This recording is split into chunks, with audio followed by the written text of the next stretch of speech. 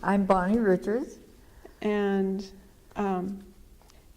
where were you when the earthquake hit in 1964? I was here in Sitka, and I didn't know at the time, but I was driving about in the front on the road where Bayview Trading Company is now. There had been an old hotel there, and I can't remember exactly, but this would be a pre-urban renewal project down there. And, or maybe it was going then, I can't remember exactly when that happened. But I was driving along and I noticed that my car wasn't operating right, that it felt like I had a flat tire. And that was always a big concern, well, especially when you're in a hurry, because it was, on Good Friday, and trying to make sure I had things ready for Easter for my children and so on. We'd been accustomed to, participating in Easter events, and so we wanted to be all ready for that. And I was driving down Lincoln Street toward the church, but I was in about where Bayview Trading is now. And I heard this thing kind of like I had a flat tire, or I felt it, Well, I don't remember stopping and checking it, but being concerned that I needed to do that, or do something to get off the road with the car. And not thinking much about it, I just, or thinking I may have hit a chuck hole or whatever. The roads weren't as good then as they are now, of course. And later on realized that it was the time of the earthquake, and that the car was acting a little strange, just from the movement of whatever was going on. Other people experienced something similar, but I learned after I realized that that's the time the earthquake hit. Well, it was after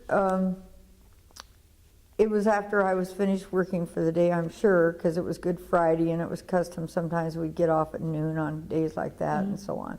So anyway, I was working at the telephone company during the day, and I would work a custom until 6:30, but this was like on a Friday, and then the next day would be Saturday. And while I was working at Sitka Telephone Company, which at the time was a privately owned telephone company, Martha Cushing was the owner, and her husband was John Cushing. And they also owned the telephone company that just recently, and I didn't realize it had been sold, but in Kodiak. And when I got the news that really we had a serious earthquake in Alaska, and tsunami warnings and all that stuff, but it seemed like it came slow compared to today's communications. And communications were slow, and that's what the telephone company was about, was providing communication, of course, in Alaska. And and the Sitka Telephone Company was the Civil Defense headquarters at the time. That's when the fire hall was where First National Bank is now. And the telephone company, I don't know why, I think it's because it was a communication that it had been Civil Defense headquarters at the time. And the fire hall was right, the bottom floor was where the fire trucks were, of course, and the top floor in that building was the city offices at the time. This is before they moved into to where the state building is now, city state, they call it city state, where the police department is.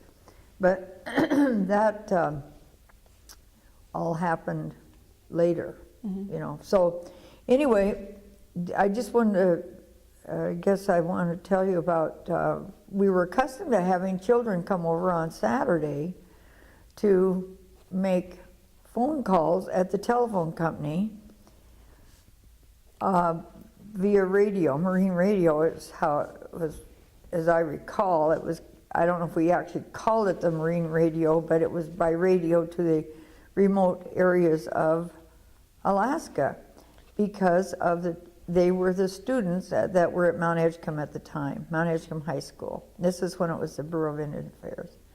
And on Saturdays, when there wasn't schools, they would come over, and I usually worked on Saturday. Oh. And we had 2 phone booths just right inside the phone company, which is it was a door closer to Lincoln Street at the time than it is now.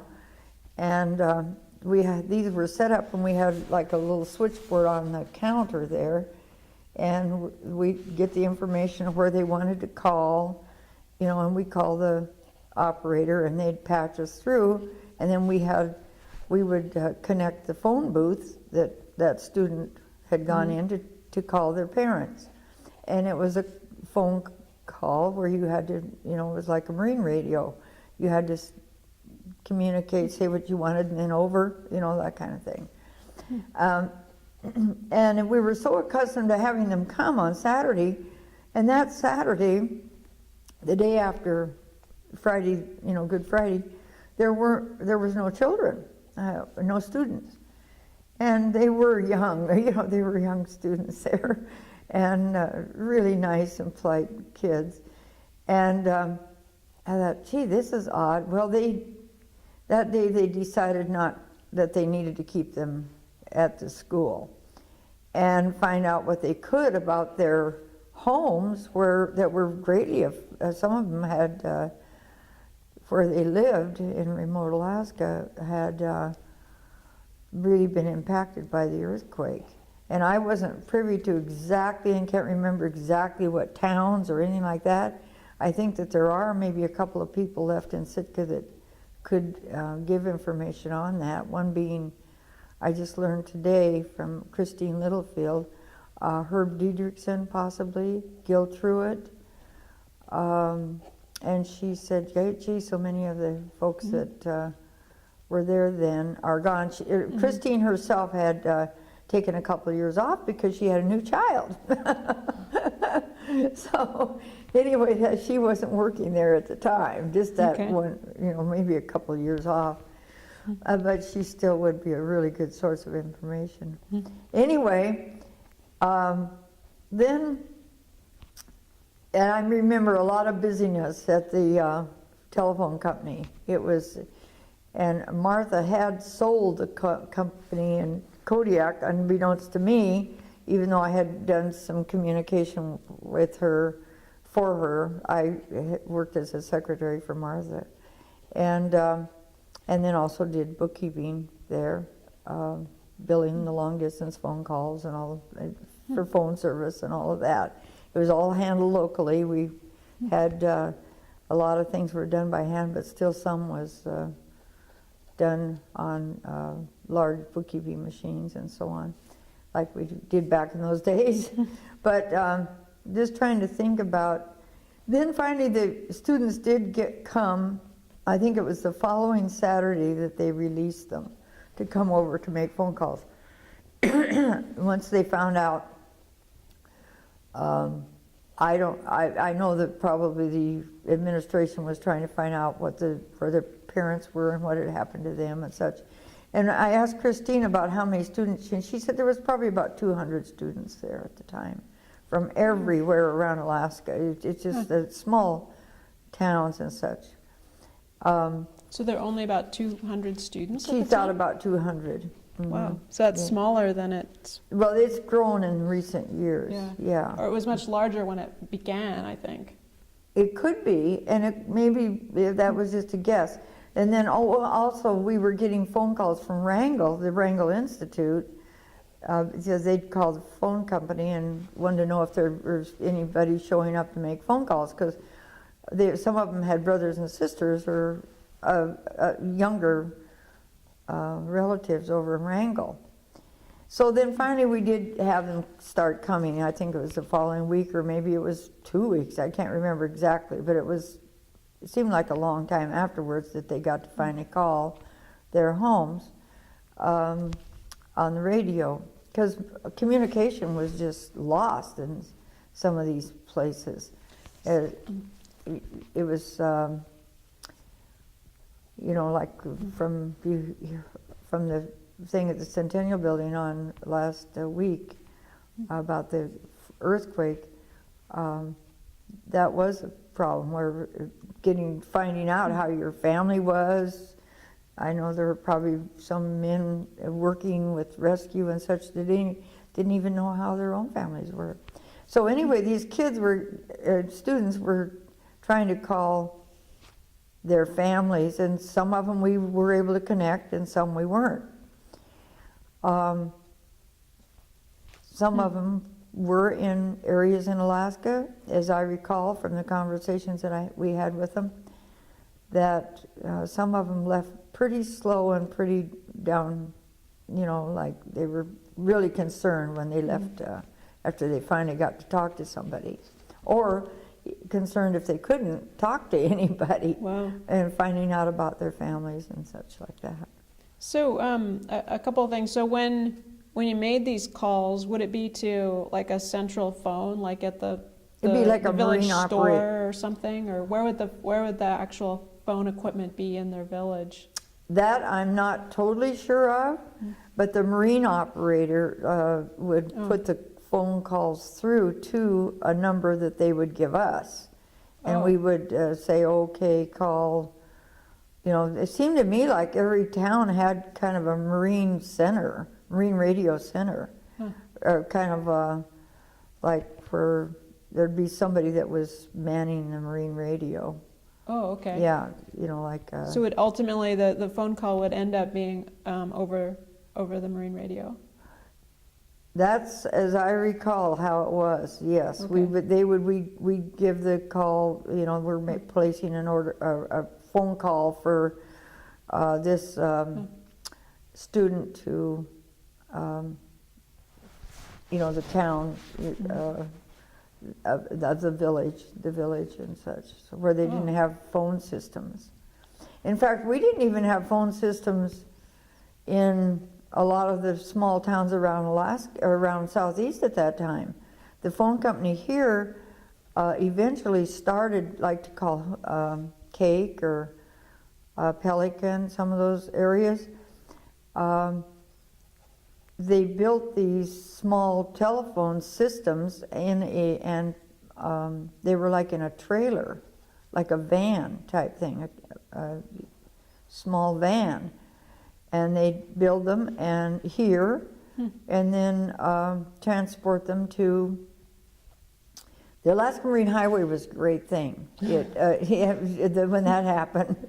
And we need to protect that too, by the way, because when that happened, a lot of things changed. We got transportation into some of the places, and I remember one of the first ones was, I think it went into Hoona. It was one of the first radio, or the first telephone system that was in a van. It was either Hoona, and I remember Cake and Pelican, I remember those, Angoon, and one at a time, these telephone systems were put in these trailers and that were towable, and off to the little town. And that was a big thing when we started getting the you know, we'd add, of course, accounts. People would sign up for a telephone in their town. Oh, so they could get phones in their homes and they would go through this. Yes, yeah. And I know someone that worked on it really a lot, and I know he doesn't live here anymore. His name was Bruce Matthews, and he helped. He was really big in the telephone system at that time. And his son, Ron, of course, was a student in school at the time, but he does live here, and he might be able to give you information on getting a hold of Bruce Matthews. Okay. And then, so you were saying that, so the Saturday after, so you were working at the phone company the Saturday right after the earthquake. So what was that like? Did like authorities have priority for the phone lines? Were you connecting people from around town to No, actually, you could call around town, and you could call long distance by dialing the 0 to get the operator. Oh, so you weren't the operator at that time? Or, I mean, the Sitka, the local, so where was the operator? Like if I in 1964, I wanted to call Anchorage, like where was the operator? What would I? Okay, that would have been at the long distance office, and that would have been probably in, I think it was through Juneau at the time, or, well, it went through, there was a cable company, and I know they were greatly involved in it. It was down where the cable house is now. And Joe Campbell was the fellow that was there. And you could make a phone call from home in Sitka. It was just that you couldn't call direct to these places where they didn't have a telephone system. And most of the students at Mount Edgecombe were from villages that didn't have a phone system. They'd have a central radio in the community, is my understanding, at a grocery store or some main spot in the community. So in 1964, the only operator assistance people would need in town would be to call places that didn't have phone systems. Well, for radio communication, yes, for places that didn't have phone systems, which were practically all the students at Mount Edgecombe at that time. And then, let me think about this a bit. If you wanted to make a phone call, say to Anchorage or to Seattle or somewhere like that, you did have to call an operator. You just dial on your dial phone, 0, and you'd get an operator. And the operator was in Juneau, you think? I think they were in Juneau or Anchorage. Okay. It was through the cable system. And how did that work, the cable system? That was a private company, or was that? No, it was government? federal. Yeah. Oh, so that's the cable house. Yeah. Yes. And I'm not sure how it technically worked. I just know that you would place a phone call, and anyone around my age would know this for sure. Even down south, you'd have to call an operator to place a long distance phone call. And in fact, I might as well tell you this. I was expecting a child at the time, and she was born in August following that same year of '64. And I decided that I wouldn't work anymore because I wanted to stay home with my new daughter and the rest of the family and my children. And Martha called me one day and asked me if I would consider typing the minutes of the Alaska Telephone Association meeting, which was around 50 pages of just plain typing. And this is before Xerox machines, and we type it on stencils, and if I would do that at home. And I said, oh, sure, I could do that. And next thing I know, she has the telephone van hauling a typewriter up to my house with this big, thick document, and it was the proposal for direct dialing for the state of Alaska, because she was the secretary of the Alaska Telephone Association at the time. And it was, you know, how much communication has become today. You're packing a phone around in your pocket. But then we didn't even have direct dialing. So that was a proposal to skip the operator. Yes. Okay. And then you were saying the billing for, like, if I made a long distance call to Anchorage or Seattle or whatever, and then I would get a bill from the phone company that was originally from the cable company, or the. And they would bring those long distance tickets up to the telephone company every day. We'd file them, and then at the end of the month, we'd bill. And when we sent the bills out, we'd send, along with the service charge, we'd add their long distance calls to that telephone number account and bill for the long distance calls. And of course, there were a lot of that was when the pulp mill was still fairly young. Or young families were making phone calls all the time.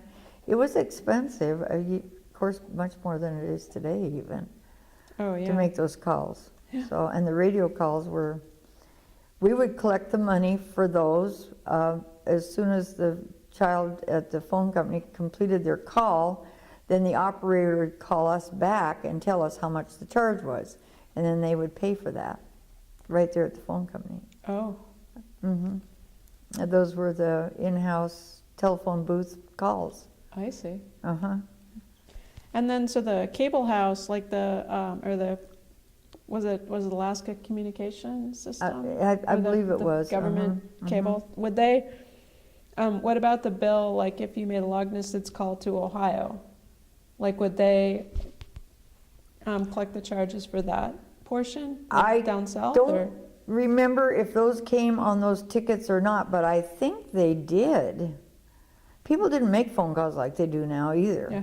You know, you might call your family once every 2 weeks or something. You didn't, you know, because it was expensive.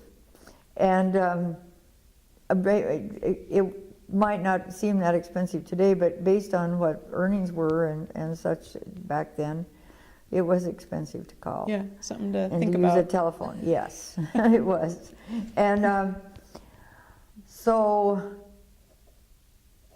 I believe they did come that way. Anything that you had to call the operator for, or I remembered Mr. Campbell coming with the bills or the slips on a daily basis. He'd make his tour up to visit us daily. He'd walk up from the cable house to the telephone company.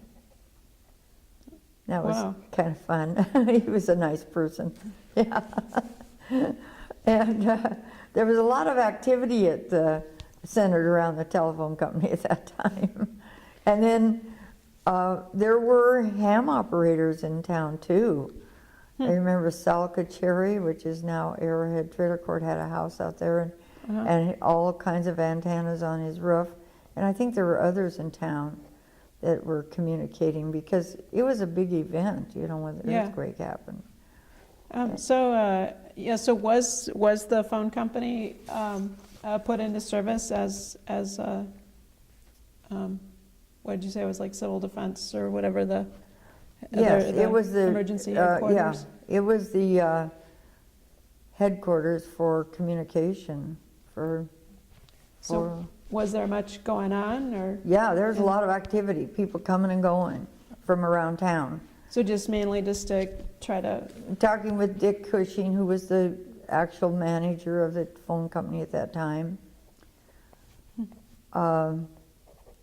Like I say, Martha owned it, and it was kind of a family event there.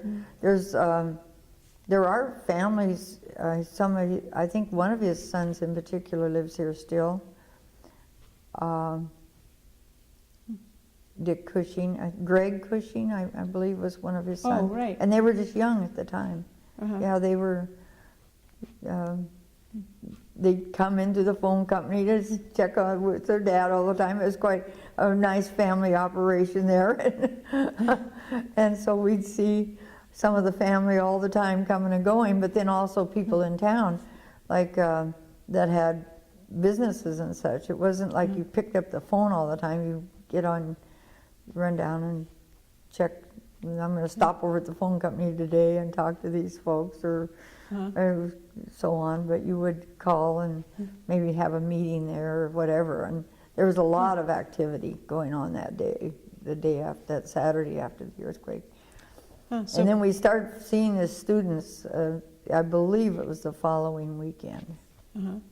So what about the, because Alice Johnstone was saying that on the radio they were repeating an Anchorage station? That could be. But you don't remember that, or you probably weren't listening to the radio. I wasn't, no. Nowadays they have listening to music and such all the time in the workplace. It wasn't like that then. Oh, yeah, yeah. Yeah, Yeah, it was a nice place to work, and it was a lot of exciting things going on there. And like I say, the ferry, Alaska Marine Highway, had a big impact on changing Oh, yeah. things to make things possible to get into remote areas and stuff like that. Yeah, because that would have been brand new, right? When did the ferry start? 63? It was 64? just about the same time. A lot happened in the couple of years that I worked there. I went out to the pulp mill after that and worked there for 22 years. Yeah. Wow. Yeah. No, I think we need to kind of work up sort of a format or a list of questions or something. We need to do like a longer interview at the radio station. I think that'd be really interesting. Okay, it would be, I think. And to get some of the other people that have their remembrances too, because it has been a long time ago, 50 years. Yeah. And I might not remember every detail, but I do remember the commotion. Yeah, and I was thinking more activity. Like less the Majority of them were what they called the Briggs homes. And I don't know why they called them the Briggs homes, but and the mill leased those out, but they were stick-built buildings, the ones on Lakeview Drive. Oh, okay. But not all of them. There were a few privately built homes there, but not very many.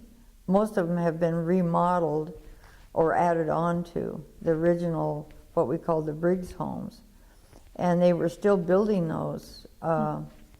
So those were stick-built, the Briggs homes, and that's Lakeview Drive, so those are the ones that all look alike on the Lakeview Drive. Okay. So the cozy homes, those were more on like Peterson and like those? Or where were the cozy Well, homes? actually Cascade and Moeller had the majority of them. I remember the harangues, as you turn and go by the lower entrance of the hospital, you go up Brady Street. Okay, on the left-hand side, there's cozy homes. And then you go back, I remember Larry Calvin lived back in there, and he might know a lot about this, too. But the first home that's like you'd run into if you didn't turn to the right, to go up Cascade Street, that the Harangues lived in that. Ole Harangue and his, and that's where Gordy was raised, Gordy Harangue. That's where their home was. And then you went on up around the corner there, and there was a couple of 2 or 3 houses on the right-hand side that weren't cozy homes. And I know Porky and Patty Bacar live, and Patty still lives in that home, right? But on the... And that's a cozy home? No, hers wasn't. Oh, okay. But then you get up there just a little bit further and it turns into cozy homes. And there's been some of them that have been removed and new buildings built, new houses built. But there's a bunch that are just like little cookie cutter. In fact, there's a few here on Lake Street where the fellow that ran the woodroom lived. And that was, he's just passed away fairly recently. Probably longer than I think of, though. But if you go by, like you're going from the roundabout toward the radio station, there are a couple that are on the right-hand side, cozy homes, and then on the street, behind, across from the monastery apartments, there's 1 or 2 of them. Okay. And those were nice areas. But like, where Georgia Rogers lives? Right on the corner of Brady Street and Halibut Point Road, on the left, right across from the hospital. Oh, okay. Now, that was a cozy home to start with. Okay. And then... At one time. At one time, yeah. But there's been some other stick-built houses been kind of built. And then I can remember that someone built and Georgia would know this. We need to get Georgia involved in this because she's remembers quite a few things. Someone took one of the cozy homes and built a downstairs, made it 2 stories, and they built the downstairs frame, and then they moved the cozy home up on top of it. Oh, yeah. Yeah. Huh. I think they built it either in front or in back of there, and made it 2-story. So the ALP basically bought all that property, developed it, and then sold the. They rented lots with everything. They sold the cozy homes at first, but they only leased out the Briggs homes for years. And it wasn't even, it was like into the 80s, I believe, even before they sold them. They leased them out. And to employees. Yes, to the Okay. employees. In fact, we did move into one of them on Lakeview Drive, for on the side closest to Lakeside. And we lived in that for a couple of years while we were, and then in 1966 they sold the mental health lands out the road, and we bought some of that property and developed it. I see. But there was no water system. You had to, the water didn't come until in the 70s, and you couldn't really borrow money or to build or anything. That no, there was no fire protection as far as there were. I can remember one place that burned out the road, the original parish home for the parish family. So the water didn't go out that far? And the fire truck was just running back and forth to town to get whatever water they could carry, maybe how many gallons, 500 gallons, I don't know what, to try to put that fire out. But that's what really galvanized my husband and I into working to get a water line out of Halibut Point Road. And that is what we kept going to what was the old assembly at the time, meetings. It was when we were still 2 governments. And we would keep going to the meetings trying to make a case for the water line to come out Halibut Point Road. And there was some HUD money available, and it just they had a proposal, but it was going to stop at Harbor Mountain Road, which was the old Harbor Mountain Road, where Massey's Trailer Court. That was going to be where it ended. And we told them, that really that's all that mental health land that was sold would be developed if they could get water out there. And they didn't think that it would ever pay for itself in the 10-year bond sale or whatever. And it wound up paying for itself in 8.5 years. We got a refund on that.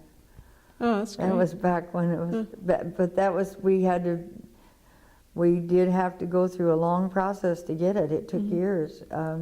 One of them was joining the city and borough together to make it so it was a better situation to try to improve the water line, the main source, the big, and as I recall, that's when Edgecombe Drive was developed, and those lots were sold too off of there. There was very little land and places available, except trailer courts before that. And that's what really, the trailer courts were built for housing. Today's housing is, I know it's not that available to some, but it's nothing like it was back then. It was a real housing crisis in Sitka. So what did you use for water? Before you had city water? It was natural streams. Like Al Ritker, were you old enough to remember his little water wheel out there on about 2.5 miles? Where his original home was? Yeah.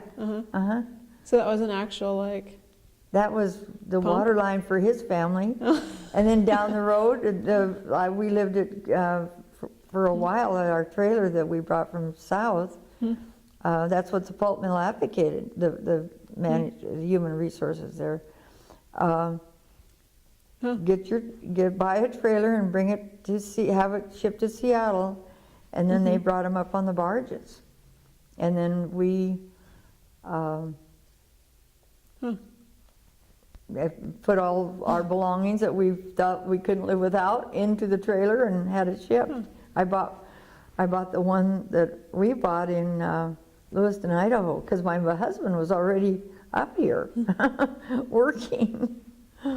Yeah, he came in October 15th of '59, and so just took the trailer up to my little house I had there in Idaho, which I still have for that matter. It was a little house. I really missed it so bad. I always thought that I'd go back to it, but once we got housing and got involved in the community here, Oh, yeah. I just love Sitka. Sitka's been a nice place for us, and it's so Think you'll different. stay? Oh, I think I'll stay.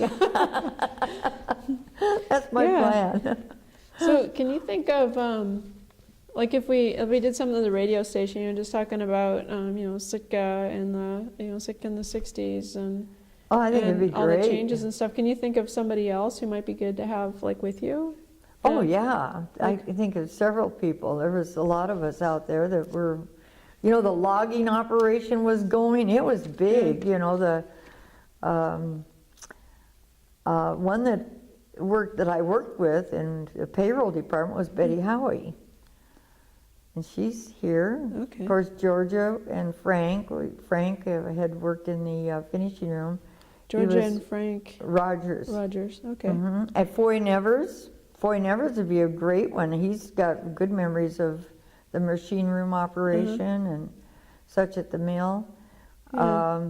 In fact, he, the thing that I was just recalling was Mount Ashland High School, because of the earthquake event.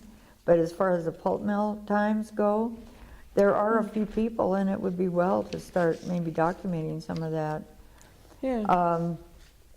Or just the community, and what it was like coming here, and how the community like took you in, or whatever kind of. I don't know if there was. Well, there was some. There were some that liked us here, and there were some that didn't like it. Yeah. Well, and then the whole environmental.